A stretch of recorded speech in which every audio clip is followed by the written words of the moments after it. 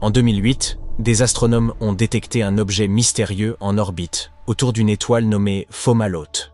Cet astre, particulièrement lumineux, se situe à environ 25 années-lumière de notre système.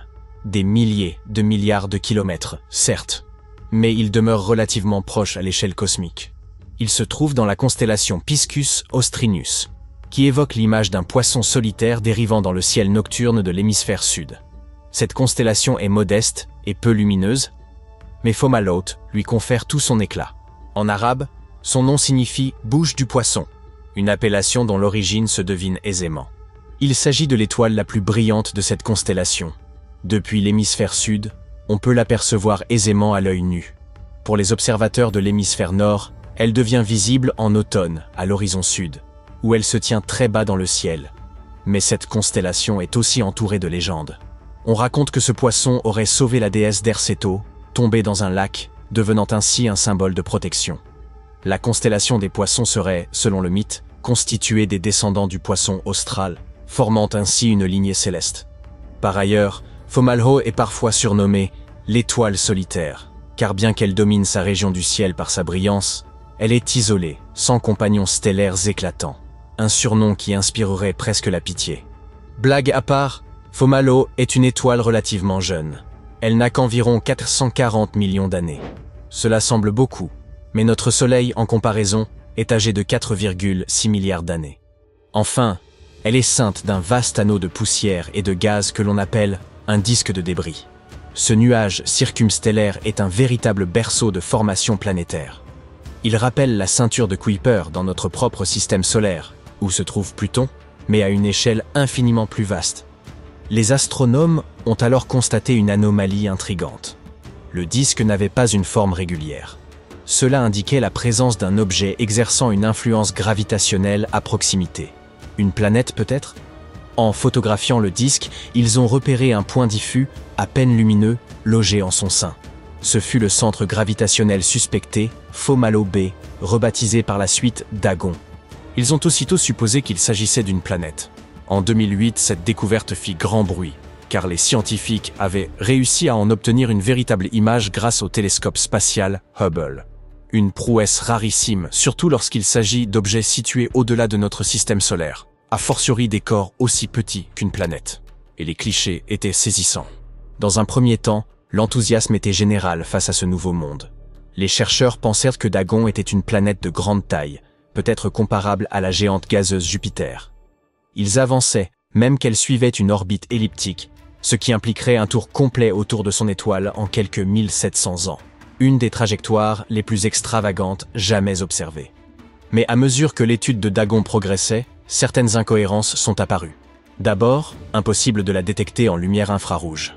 Or, les planètes de cette masse émettent normalement une signature thermique, que des instruments comme le télescope Spitzer sont censés capter. Or, rien, pas le moindre signal. Étrange, vous en conviendrez. Par ailleurs, son déplacement défiait les attentes. L'orbite qu'elle suivait ne correspondait pas à celle qu'on attendrait d'un objet formant un disque de poussière. Les chercheurs ont alors envisagé une autre hypothèse. Et si ce n'était pas une planète ?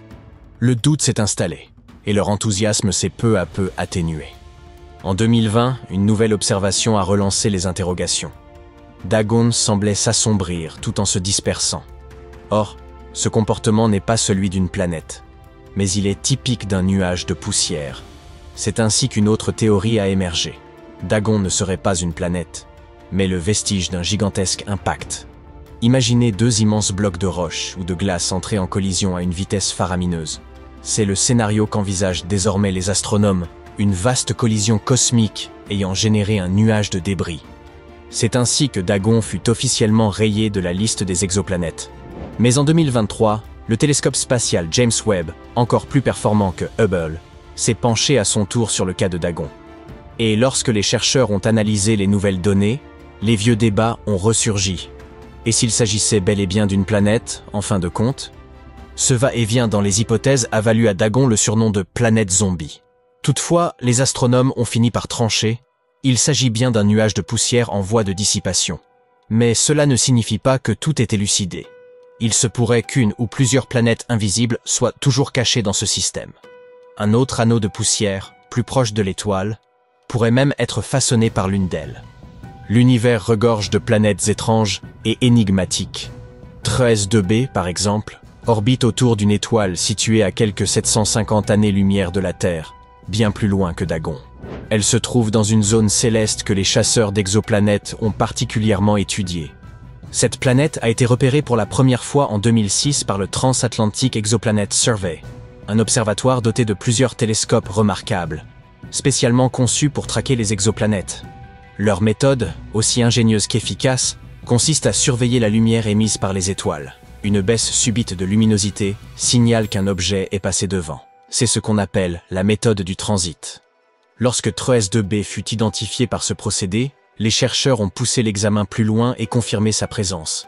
Elle exerçait une influence gravitationnelle suffisante pour faire osciller légèrement son étoile. Ce détail révélait également sa taille. Elle devait être une géante gazeuse, comparable à Jupiter ou Saturne. Mais à la différence de Jupiter, TRES-2b se trouve beaucoup plus près de son étoile. Elle appartient donc à une catégorie particulière de planètes qu'on appelle les Jupiters chaudes. Ces géantes gazeuses orbitent à des distances si réduites qu'elles sont soumises à des températures extrêmes. Imaginez une Jupiter non seulement colossale, mais pratiquement en fusion. Elle est en rotation synchrone avec son étoile. Cela signifie qu'un seul de ses hémisphères est constamment tourné vers le Soleil, comme la Lune, dont nous ne voyons qu'une face depuis la Terre. Sa face exposée est brûlante, mais même son côté nuit, supposé plus tempéré, atteint des températures avoisinant les 1600 degrés. Mais ce monde étrange cachait une autre particularité troublante. Ce qui le rendait vraiment singulier, c'était son albédo, une mesure de la lumière qu'un astre renvoie. En général, des planètes comme Jupiter ou la Terre réfléchissent une part importante de lumière grâce à leurs nuages, leurs glaces ou d'autres éléments. C'est d'ailleurs ce qui les rend visibles à distance. Mais TRES-2b, elle, est presque intégralement noire. Pour quelques raisons, elle ne renvoie même pas 1% de la lumière reçue. Elle est plus sombre que le charbon ou qu'une route fraîchement goudronnée. Pourquoi une telle obscurité? Les astronomes pensent que cela pourrait s'expliquer par la composition de son atmosphère. Jupiter, par exemple, possède des nuages brillants constitués d'ammoniac. Mais TRES-2b, trop proche de son étoile, ne peut pas les conserver. Il se désintégrerait sous la chaleur.